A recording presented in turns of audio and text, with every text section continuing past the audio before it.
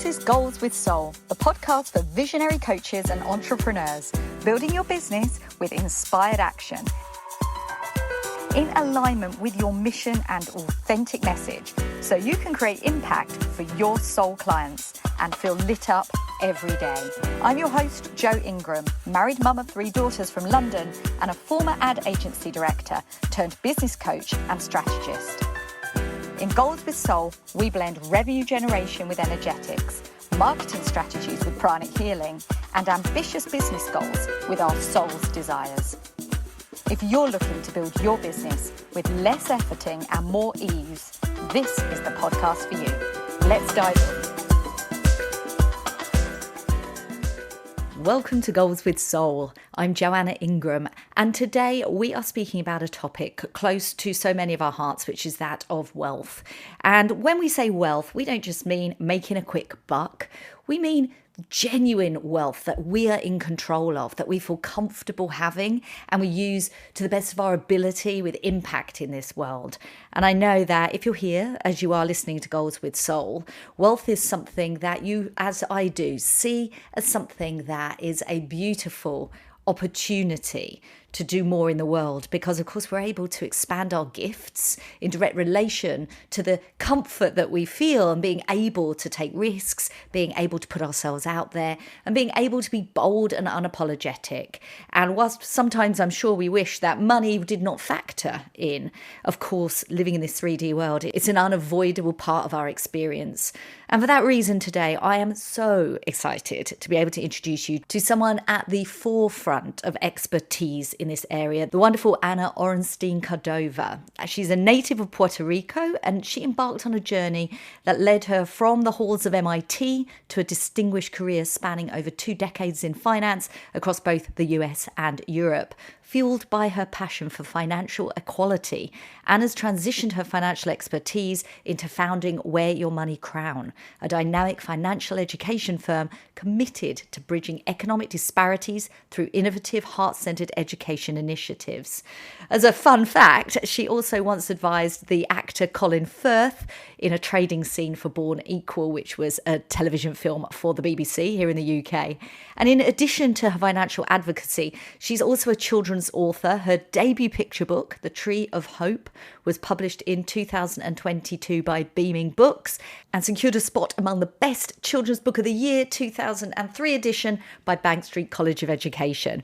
She is also one of my closest personal friends in the industry and someone I regularly turn to for advice on all matters of life. Her incredible wisdom and expertise has never let me down, and I know that when you hear what she has to say today, you too will hopefully have some incredible aha moments as we talk about money as energy, what financial wellness really means, and many of the limiting beliefs that keep us from the wealth that we truly desire. Ultimately, when you work in our industry as a coach or healer or consultant, personal finances impact our business success. We're going to unpack all of that in today's episode. Let's dive in. Anna, welcome to Goals with Soul. Thank you so much for having me here, Joanne. I'm very excited for today's conversation. Me too, because I've been trying to get you on the show for ages, and I'm so glad we've now done this. You know, I was in the car this morning and I heard something about the UK economy contracting, and I'm just thinking, ooh, recession and finance and the economy and all this stuff. And I'm like, this is so aligned, because Anna's coming on the show and I get to really dive into what it means to be economically successful, particularly as a woman. And I love the fact that you support women. So before we get into it, tell us a little bit more about the work you do and why you're so focused on it. Oh, great. Thank you. And thanks again for having me, because I am a big admirer of your podcast. I love listening to your inspiration on my walks. So as Joanna said, I'm Anna Orenstein-Cardona, and I am a certified financial educator, wealth coach, and author. I'm also the creator of a financial education company called Wear Your Money Crown.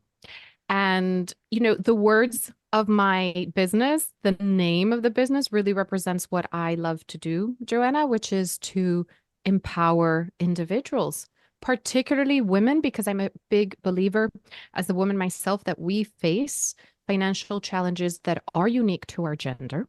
And we can dive into that later. But also, the fact is that when you empower women, you empower families, you empower communities, and you really make a tangible difference on economies. And so for me, that's a huge belief in my motivation to help empower through. And how do I do it? Well, it's through education. It's through giving the tangible steps and know-how, but in a holistic fashion. Now, I love the word holistic. Who doesn't? But Yeah. it's interesting, like, what does holistic mean in terms of, financial abundance? What is it that the missing parts of the jigsaw are for many people?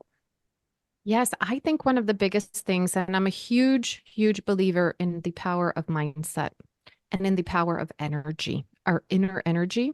And I believe that for us, in order to provide a change in our external world, let's say our financial world, we need to start with our internal world, right? And mindset is a huge piece of that. And what do I mean by that? In the work I do, I believe that one of the things I see the most is a fear about money. I have very successful women whose mindset does not match their net worth. They could be literally millionaires, but they have a mindset that is holding them back, that is constantly limiting them, thinking that they have to hold on to every penny, that they're not wealthy, that they can't enjoy life. And then I have the contrary, where I have people that, let's say, don't have a solid financial foundation yet. And I always say the word yet because in my work with people, we change that.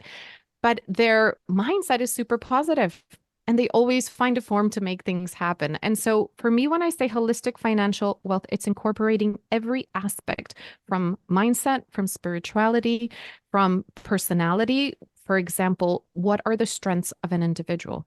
Because I like to teach according to their strengths and according to their passion. And the other part of holistic financial wellness that I'd like to mention is motivation. You have to be motivated in order to transform your life, whether that is physical health, mental health, or financial health. And so I like to understand what are the motivations for an individual to improve and step into their financial well-being. Yeah, I completely see that. It makes so much sense. And it makes me think, have you always been like that, Anna? And, you and I have known each other a long time, and I know that wasn't the case. So, Yeah. like, tell me a bit about your upbringing and your youth and how you've come to the state now where you have such a holistic understanding of what it takes to create, well, I suppose, not just financial wellness, but like generational wealth, like really understanding what it means to be wealthy. Yeah. So again, well, the definition of wealthy varies per person, right?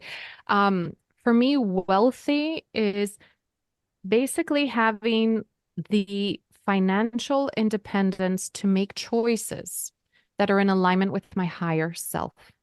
That means with where I want to be in the future and how I want to live my life, how do I want to express myself. It's the freedom of being able to go on a trip last minute. It's the freedom of helping a family member financially if they need help. It's the freedom of being able to give to charitable cause that is close to my heart. So for other people, wealth is determined as a different definition. What's interesting, Joanna, is as I was kind of mentally preparing for our conversation today, this thought came to my mind, and it's based on a conversation I had last week with a client. And this is a wonderfully creative client. It is, this person is extremely gifted in writing as an author. And as many creatives in that space, their mindset towards money has been, I would like to say, let's say, impacted by limiting beliefs that come from society, from family, but also from the creative space. It's almost like there's a shame about being a good creative and earning money. And so this person said to me, I don't need a lot of money. Right. And I said, okay, let's break that down. What do you mean by I don't need a lot of money? And when we broke it down at the end of the day, we realized that it was a lack of understanding how money could transform into giving the life for her that she has always dreamed of, as well as creating, and more than anything, the impact that she wished to create. right? Because if she was able to free some of her time because she built the right financial foundation, she would have more ability to do free visits to schools to teach children. She would have more time in order to work for nonprofits on on literacy. So it's really interesting. But what I wanted to say to you is you don't see anyone walking around saying, oh, I don't need a lot of energy. I don't need a lot of physical health, right? However, I constantly hear this fact of, oh, I don't need a lot of money. So I just want that's a mindset shift that I want people that are listening to really think about, is to start seeing money in a way as a neutral instrument that we could use according to our beliefs, our values, and to create that generational wealth that you correctly have stated, which is one of my passions. Is, I work with a lot of parents and I help them not only in getting their financial footing correct, but also to learn to invest for their children and their future. Because again, at the end of the day, we are custodians of money on this earth. When we leave this earth, we don't take our money with us, right? But that money can create the impact that we do want to leave when we're not here anymore. I love how you framed that. Something you just said made a real impact on me, where you said, we never say, oh, I don't need more energy. I just need just enough energy, or I don't need more time, just enough time. And yet money seems to be completely different. Like, oh, I don't need too much, as though that was something that would hinder them. And that's something that I'm definitely going to take away with me. And when you were talking about as well, like why we want money and the feeling and the freedoms, that's what you said, that it gives us. I was talking to a client about this recently, and it's something that I've thought of over a long period of time, about what the feeling of being abundant, and yes, with monetary wealth too, does for me, is a breathe out feeling. And I realize that what motivates me is security and safety. And, we're all online, we're all on Instagram and all the other places where they're like, look at me drinking champagne with my laptop by the swimming pool, or I always go first class, or check me out in Bali. And look, I'm not throwing shade on anybody that is their definition of freedom and wealth. But I realized it wasn't my motivations. And like you say, the ability to help out a family member, the ability to sleep well at night, knowing that everything is taken care of, my children's future, my pension, my mortgage, and all these things. And in me, it evokes a feeling of breathing out, like, oh, I So don't you're have to saying ease, worry. Yeah, just right? that It's ease. feeling of ease where, I can say, hey, you know what, kids, we should go and see that new theatre show or have another experience. Or my sister lives in New Zealand. I can fly there if I need to, or I want to. I can do that. I've talked about my sister on this show and her journey through ovarian cancer. I never want to, be in a situation where I'm like, you know what, the flights are too expensive, I guess I can't go. I mean, finding the energy and time might be a different matter, but money can be a barrier, can't it? And the way you It can. express that really clarifies that. And I'm going to go back to my previous question. Has it always been this way for you? Did Right, you right. grow up Sorry. like this as I went well? on a Because tangent. I'd love to know more about that. So I grew up in the beautiful country of Puerto Rico. For those that don't know, Puerto Rico is in the Caribbean, and it is part of the Commonwealth of the United States. So we are actually all US citizens. And I just mentioned that because a lot of people don't understand. And yet, that in itself has certain financial impacts on people that live on the island versus the mainland that I will leave for another time. But it is interesting dichotomy of that, of being a part of something and not in a way, right? But I grew up in a very humble household where money was frankly scarce. And even though my parents were extremely bright, intellectual individuals, they were both professionals, no one taught them how to handle money. And if you see, I don't use the words they were not good with money. I say no one taught them, because there's a big difference. And if you don't learn a skill, how can you be good at it? And so I remember that as a young child, I was 10 years old. I was in summer camp, and I perfectly remember that day seeing my father pick me up. And he was so extraordinarily stressed because we had to move yet again because my parents couldn't afford the rising rents. And I remember sighing and going, "Ah, I'm going to have to look after them when I'm older." I literally remember those words. And I said to myself, I'm going to buy them a home. I'm going to buy them their first home. That was my motivation. So if you see there's a mindset where you're making a decision and the motivation is your why do you want to do something? And so that inspired me of seeing what the lack of money did in my household, from fights to stress. And again, even though when I say fights, I wouldn't say fights in the sense of that comes to mind of like, people fighting and not and disagreeing. It was just around the topic of money. No, we can't do that. We can't afford that. So very kind of negative money talk in a way. Um, Now, on the positive side, I'll tell you something. My parents put their money towards our school, and I was able to go to a great school on the island, which was under the American system, which then allowed me to build the right CV, let's say, to go to a place like MIT. Massachusetts Institute of Technology is regarded as one of the world's top universities. And again, I was motivated to work hard at school because I knew my why. I knew that for me to build that wealth and to help my parents financially, I would need to secure a good job in the future. And a good education many times helps that process, right? And so I went to MIT and I was going to be a doctor. I did my pre-med studies and I graduated with not a master, sorry, a Bachelor of Science degree in brain and cognitive sciences. But when it got to the time of applying for medical school, and I started to see the cost of universities for a medical degree, I fell off my chair because not only did I have undergraduate loans from MIT, but I also would be probably taking on around $300,000 to $400,000 of debt to go to medical school. The US system is a bit different, but that made me think, okay, wait a minute. Is this decision going to be in alignment with my goal? And I knew it wasn't, because I knew that if I went to medical school, I would pile on debt and I would be going down a route that was exciting, but also not in alignment with where I wanted to be. So I applied for a job on Wall Street, and this is in 1999. So I'm aging myself a little bit. And I took the bus. I remember I bought my first suit and then I went on a bus to New York City and I interviewed in a room full of men.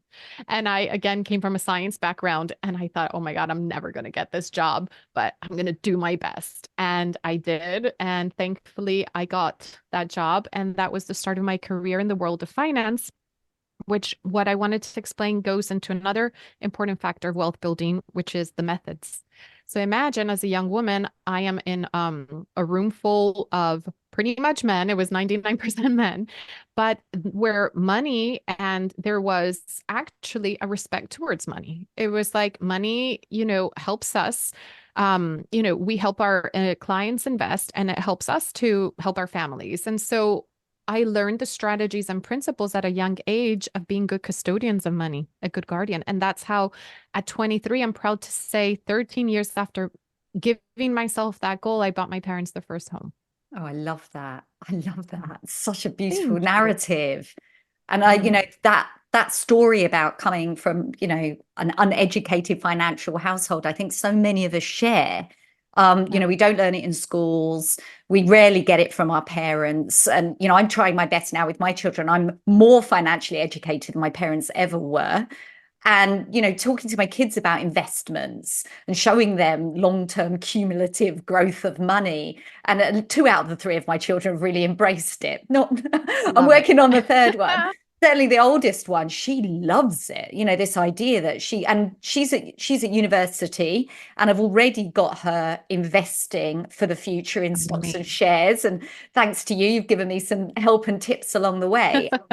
And I love the fact that when you talk about the work that you do, the money mindset, financial wellness, you talked at the beginning how important mindset is. And of course, it's so important. And I know it's a foundational piece of what you teach, but oftentimes in financial education, particularly in the coaching industry, people focus on money mindset like that alone is going to make all the difference, right? And you've got manifestors out there and people educating people on how to shift your energy into an abundant mindset. And I love that.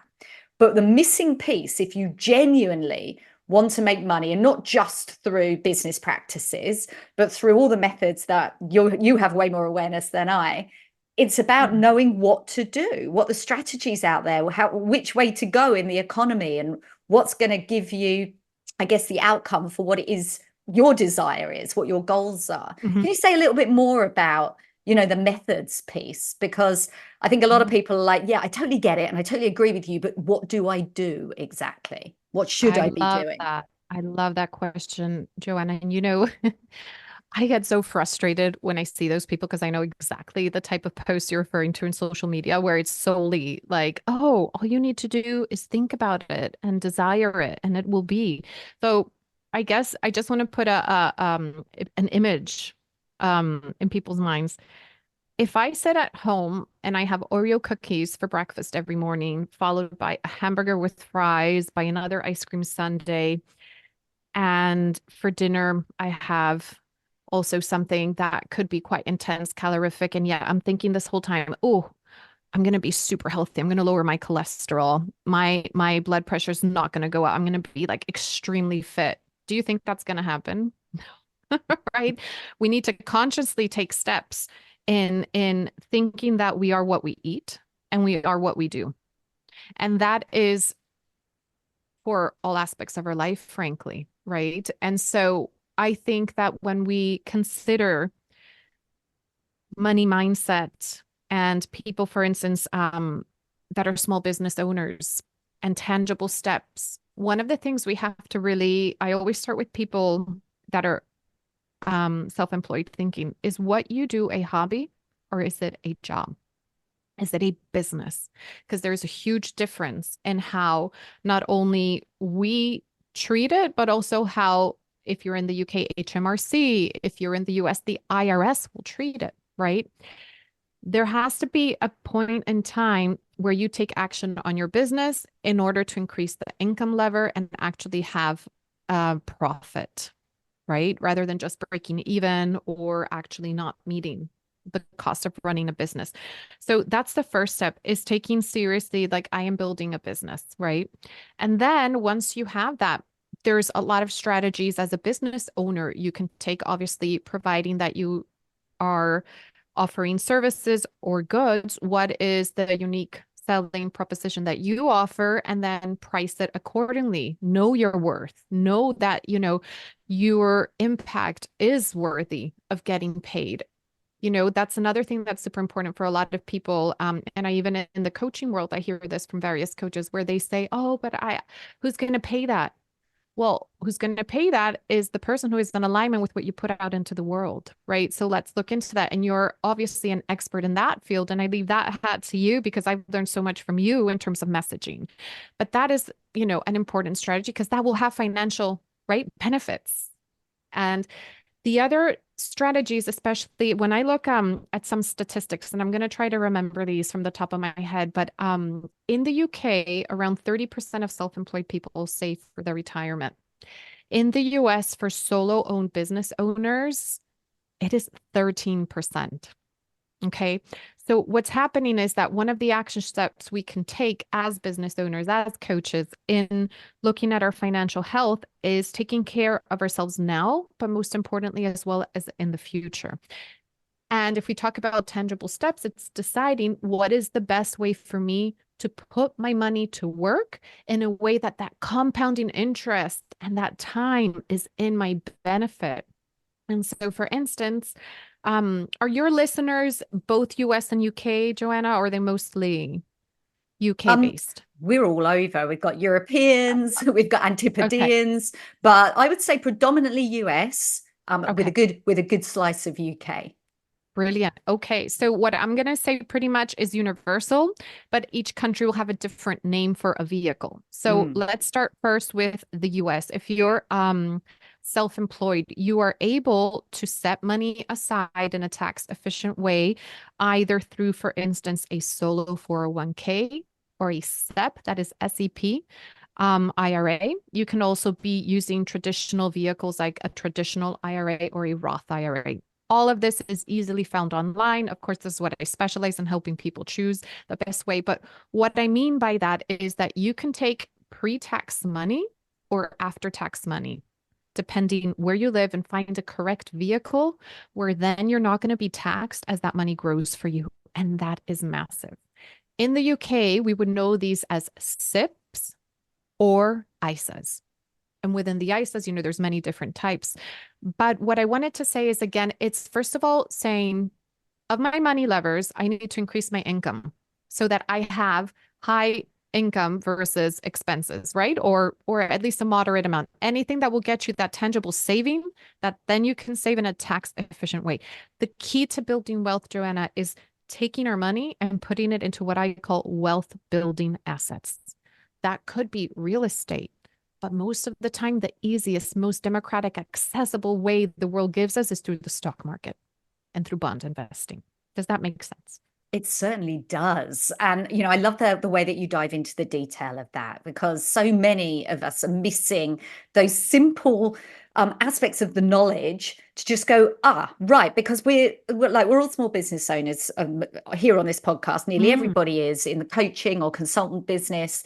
And I think we're all very, very occupied with the idea of increasing revenue.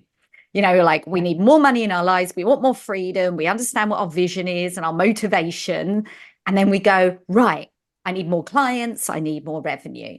And whilst, of course, that is fundamental, if you put 100% of your energy into that, you're missing all of Mhm. this way that money could be working for us in the background and, Yeah. actually benefiting us longer term, even when, the business might go through the roller coasters of ups and downs. We Yeah. can still be increasing our wealth in a passive way that isn't about creating an online course and selling it, but like passive Absolutely. ways that's available to anyone, not just course creators. And I Yeah. love the shift in focus that you're describing here, because whether somebody who's listening right now is a coach or not, what you have to share is absolutely universal. And something hearing you made me think of the following thought. Most people, let's say, that go into the coaching world, most of the time, I'd say, and let me know if you agree, they come from having had a professional career previously and getting to a point where they are not in alignment with their higher self. They want to create impact in another way and they want to live life on their terms and inspire and help others, right? So many times, what would happen is before you shifted into becoming a coach or an entrepreneur, you had a previous job that may have had things like a pension or, in the US, things like a 401k or a 403b. And so I just want to put this little, let's say, thought and seed into your listener's mind of if you're not there yet in creating the income necessary to put that money aside for your future self yet, although I always advise that you should find a way to make it happen. You have to remember that any current wealth maybe you have accumulated in those vehicles or even in your savings account, let's preserve it, right? Let's do some wealth preservation and then let's do wealth creation at the same time. And what I mean by that is something so simple. And today I sent an email out to my email list about financial self-love since yesterday was Valentine's Day. And, I do think that financial self-love is more than just a notion, right? It's a commitment to our well-being and future prosperity.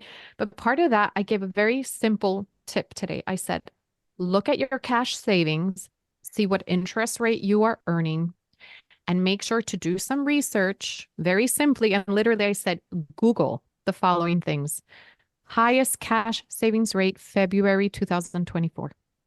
And that's going to pop up, right? Different websites. If you're in the US, I love bankrate.com. If you're here, I love Money Saving Expert, for instance. And when I say here, sorry, I am in London, United Kingdom, even though I am an American. And so make sure your money is working for you currently, right? And then let's work on the tangible steps to set that future money lever of income to be increased through your business. So then you can even put more away. I hope that resonates.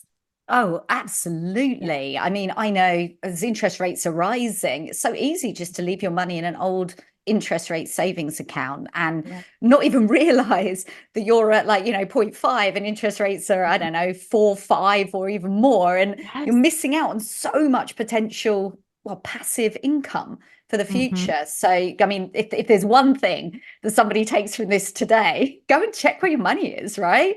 It's Yeah. so obvious and so easy to do.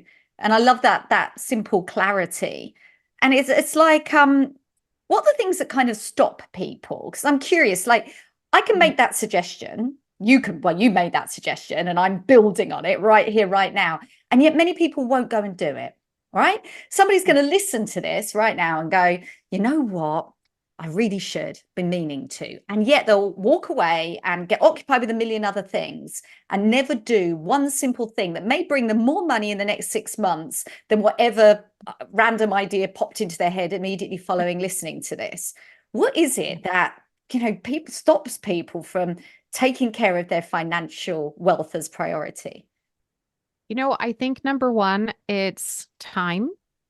And then obviously the fear. Now, when I say time, it's the truth is, especially for those that are parents, y'all have a lot on your plate, right? Especially as a person who's running their own business, let's say, and has children, but also I'm going to say in there, like, has older parents where also you have to commit time. And so you feel you're always being pulled in 1,000 directions.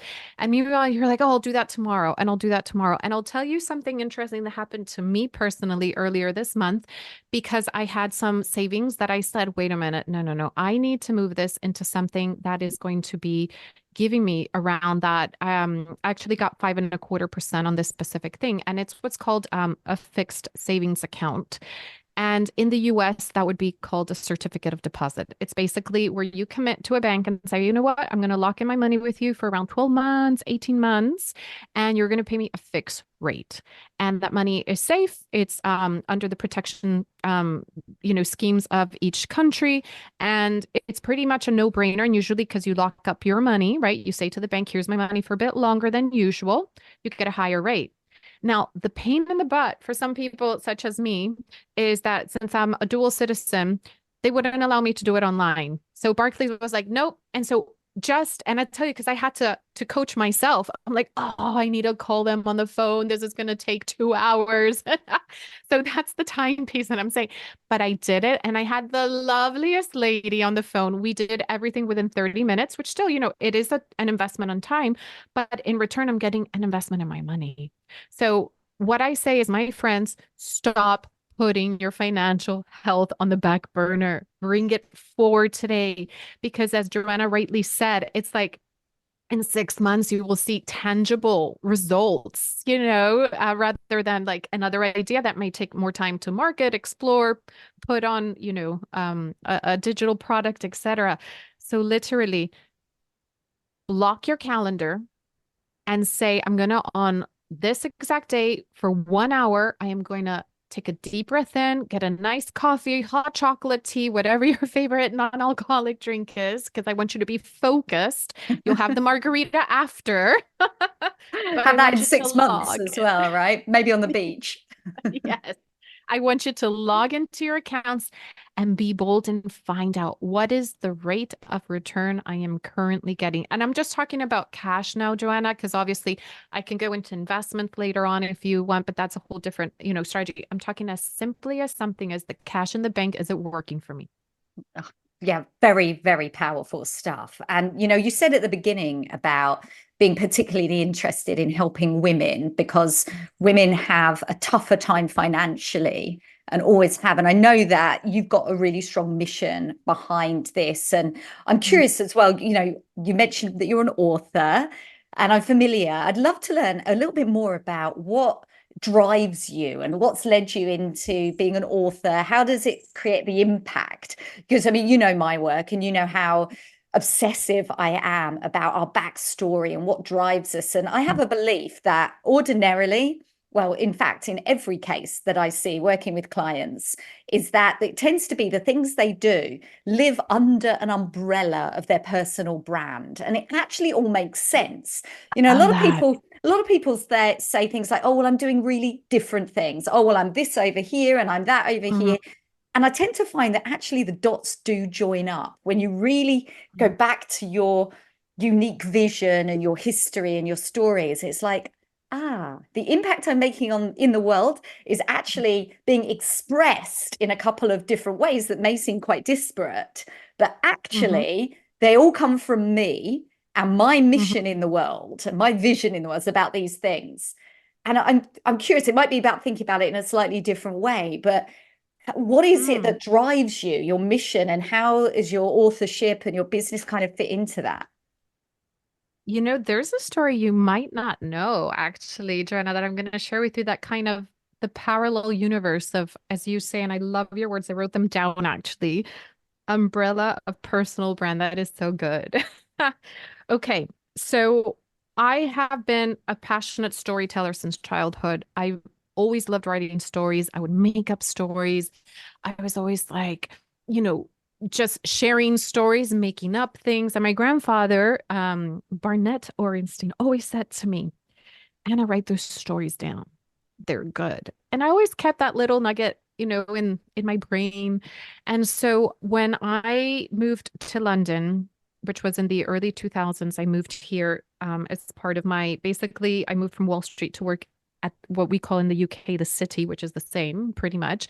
It's working for a financial firm.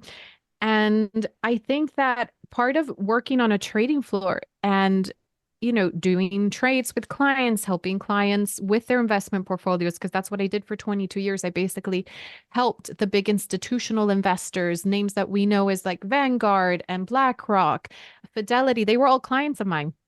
And I worked with them on their investment portfolios. And so there's always a story in everything, right? There's a story in the bond market and how it moves and how economies work. And there's a story in corporates. And, think of a company like Tesla with Elon Musk as such a different CEO as many other companies have CEOs, right? There's a story. How does his impact the share price and the bond price? And so for me, let's say I started to find a form of creativity where I could express that creativity, but in the financial world. And what was interesting in 2012, I became very interested in actually honing my creative skills into storytelling, like actual writing. And so I applied to Faber Academy, which is one of the premier writing, publishers and writing academies in the UK.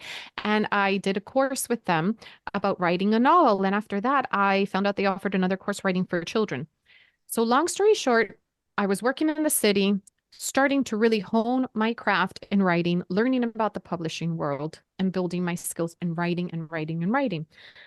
And what happened is around 2020, as the world was, kind of falling apart because of the pandemic and all the implications that had, I remember just a few months before, again, focused on my writing, I came across a book, a financial book, where the person, it said certified financial instructor. And I was like, whoa, what is that? This was a children's book.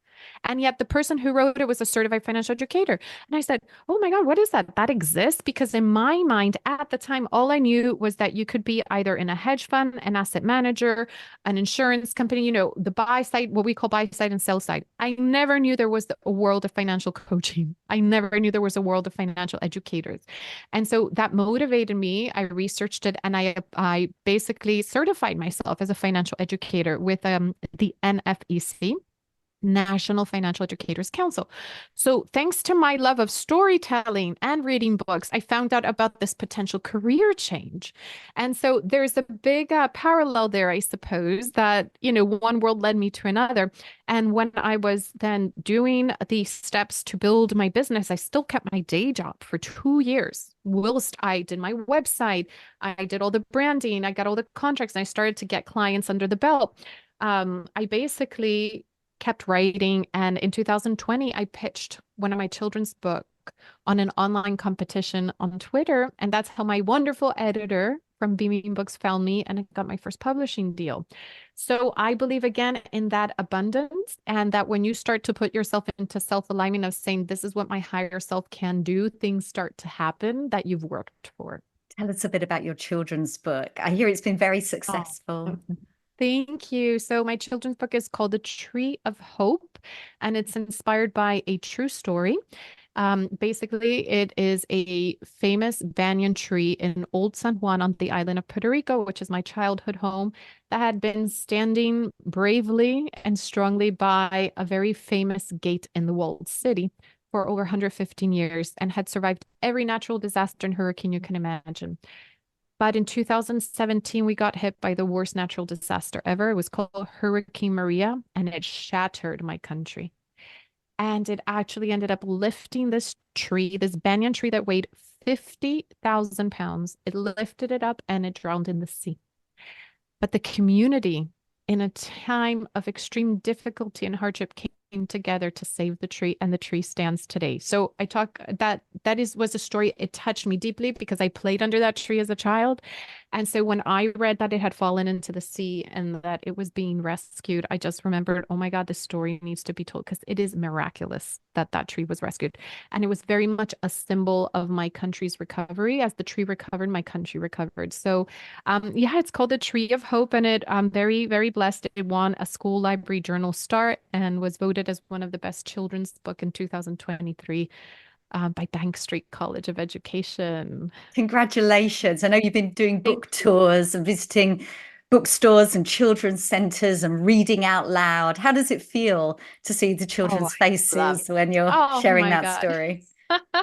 The stories I can tell you, like the impact we can have again, just by, obviously the story, but also when I go to see, to school visits or to festivals, literary festivals, and I talk about my journey and how I pivoted and how I was able to be a multi-passionate individual who was able to, do different things according to my talent skills. I think that is really inspiring. Obviously, the story, the kids love it because it has to do with really hot topics now. It has to do with having hope and community. We need hope in this world that we're facing, Joanna, right now, which is so ugly in so many aspects, right? We also, talk about obviously hurricanes, and that's a consequence as well as of climate change. And so there's a lot of interesting topics that kids love. But for me, the fulfillment I get from working with children is huge. And so my next work. I have various manuscripts, but I'm working on one of teaching about money to children. So I'm excited I about that. wondered when that would Yeah. come because it's the obvious next step. And we talk about the brand umbrella. It's like boom, it all comes Right. together. As, like Mhm. you described how it's a bit like the breadcrumbs. You open one door and it leads you to the next door, and the piece that just completes it is the financial I love education for that. children. Now, at being a successful children's author, able to bring the specialism that you provide to women and business owners and individuals actually at that initial point, which you and I never had as children, to actually Right. understand money through an accessible way. Children's Mhm. books at a young age. I mean, you're writing for what, 4, 5 year olds, 6 year olds, like Four younger to eight children. year Mm. olds right now, but I have been working since last year with a few schools actually here in London where I prepared tailored financial wellness workshops for their students. And that is magnificent. And this thought just came to my mind and I want to share it. So I was in one of these sessions and I was talking about growth mindset, which is the abundance mindset versus limited mindset beliefs, and helping the kids transform this. And I remember this little kid raised his hand in the back, and I went over there because we were doing exercises with around 200 students on different tables. And he's like, hey, miss, my mom says it's bad to talk about money.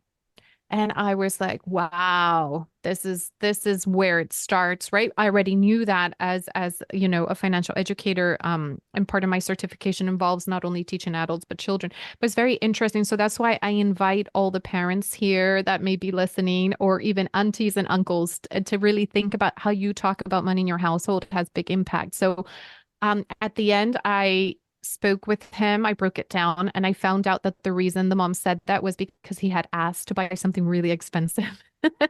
Yeah. And so then I invited him to write a little proposal about how and what chores he will do to get some of that money and other jobs. And so again, it's interesting what kids pick up and the reality behind it. And so if you can dissect it and teach a child, okay, let's go with this business plan. You're going to present it to your mom. You're going to say, Mom, let's talk about money. And this is what I want to do in exchange for money. And it was really cool.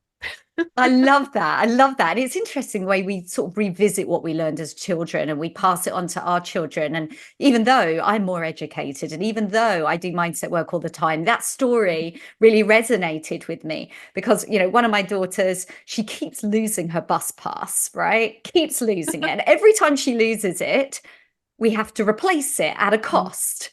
And, Right. the first time, no problem. Or just don't worry, we'll just replace it. The second time, it's a little irritating now, but don't worry, we'll just replace it. By the time you get onto the third time, I find the words coming, money doesn't grow on trees. This Right. is, it is not okay, because her mindset and so many of the youth these days, aging myself here, will be like, oh, well, it's okay to spend £100 on a pair of trainers.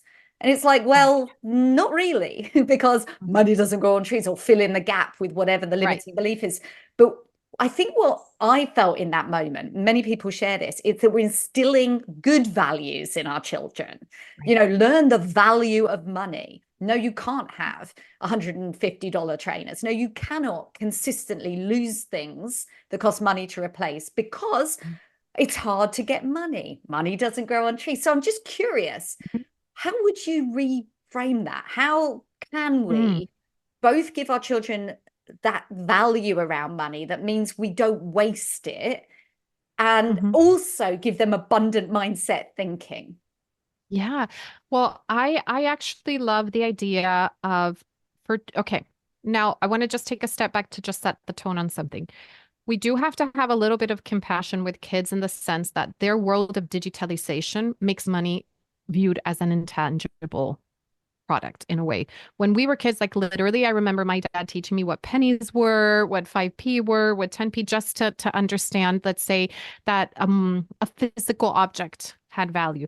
So I am a big believer in still using that technique with kids, even though now we have direct debit cards, we have Apple Pay, we have credit cards. I do believe that it's really important to sit down and be tangible with money. As well, for instance, to basically sit down and go through explain to a child, where does money come from?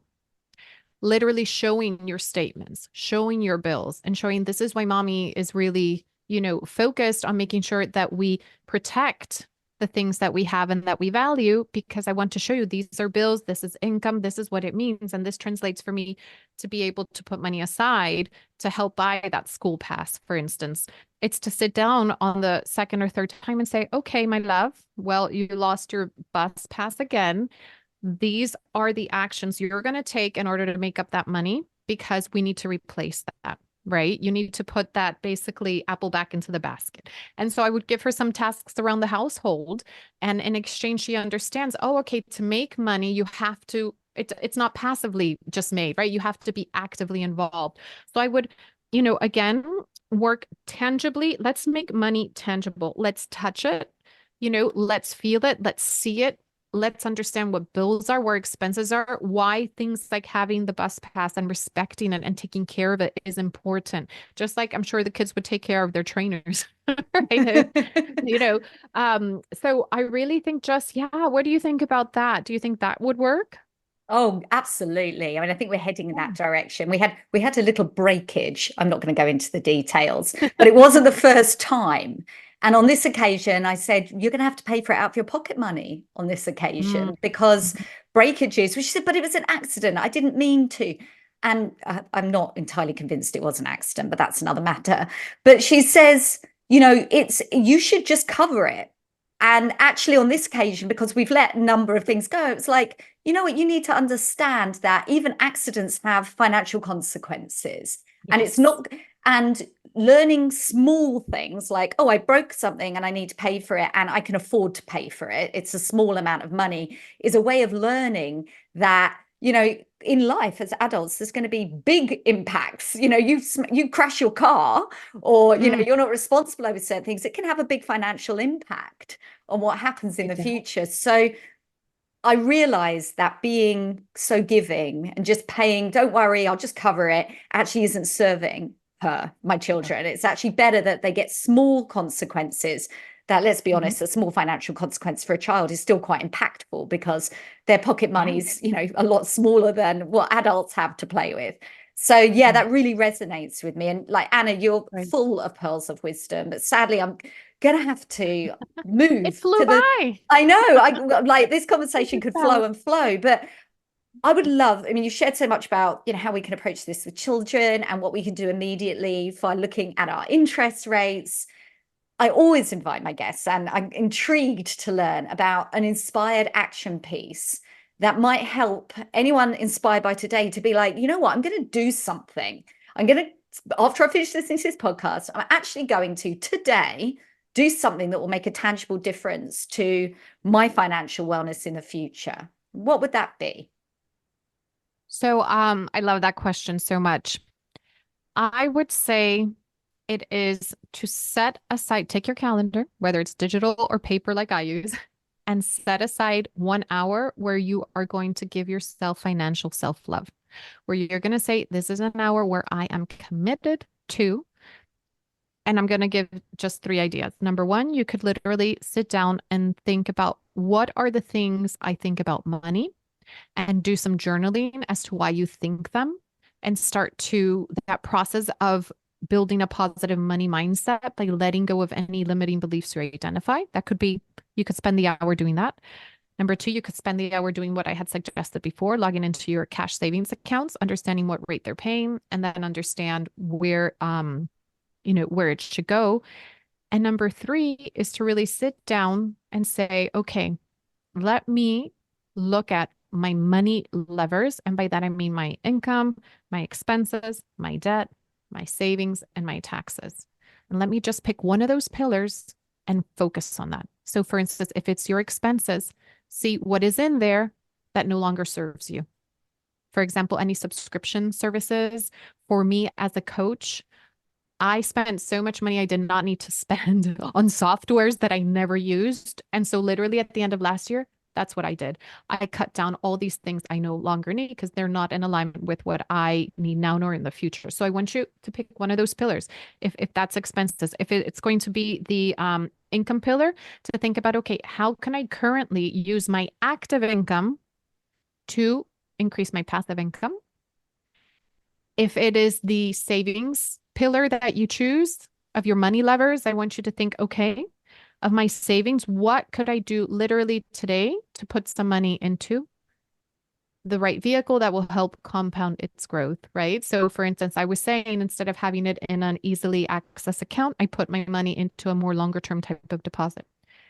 And if it's your taxes, as a business owner, since many of your listeners are coaches, I want you to sit down and really think about, okay, am I taking all the deductions that I need in my business? Right. So let's just focus on little. So what I'm saying is like little seeds in each pillar. And it all starts by setting aside 1 hour and focusing on your money health. Oh, so powerful. And based on my own reaction to you describing that, I'm going to suggest that anybody who's feeling motivated to do this, but isn't sure where to start, wherever you felt that jolt of resistance when Anna spoke about it, is where you should start. And when you said, Anna, those subscriptions, my whole like my stomach, that my solar plexus chakra just sort of went, because I know I've got a couple of memberships and I never show up. I haven't showed up in months, but every time I see them on the calendar, I think next time I'm going to go. So what I'm going to do as a direct result, and this isn't going to take an hour, it's not even going to take 5 minutes. Right. I'm going to set an intention that if I do not go for the next 2 of these particular subscriptions, take an action and cancel the subscription, because there's no good saying, but this could be so helpful for my business. If I'm not showing up, it's saying it isn't the right time, it isn't the right place, and it's time to reduce the costs of those outgoings because it isn't giving the value. And that's because I felt the resistance when you talked about some of those. I love that. Feel the resistance and let it go. well, push through it, take your action. Push through it, right? You can let it go, right? Well, yeah. Thank you so much for sharing so much value and all your pearls of wisdom. If somebody wants to find out more about you and your work, where can they find you online?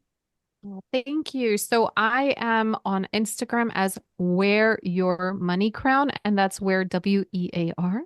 Our website is the same. It's www.wearyourmoneycrown.com. And in there, you can take the path of either as an individual, if perhaps you work with a school or have children in a school, to see what services we offer along that space. And if you are an employee working for a corporate, we do financial wellness for employees as well. So have a look at our website, and I'm going to share a link with you, Joanna, that is kind of an investor's a beginner guide for investors. So people that are looking to learn more about how their money can work for them, I think it's a really good, simple guide to help set the first few steps that they need to take. So I'll make sure to share that. And I'll share my book link for anyone who wants to gift inspiring children's book to a loved one. And all of those links will be in the show notes. And I also wanted to add that I highly recommend you join Anna's mailing list, because she sends out topical economic financial updates and thoughts about global events and the impact it might have on your finances. And that is really hard to access otherwise. And Anna makes it completely accessible. So jump on a mailing list. I'm sure that you can do that on your website, right, Anna? Yes. Also, if they do want to get the, learning to invest guide, that will sign them up through that. But yes, through my website, there's different forms that you can join our mailing list, and I'd love to have you. Thank you. And Anna, thank you. It's been such fun speaking to you today. Same here. Thank you.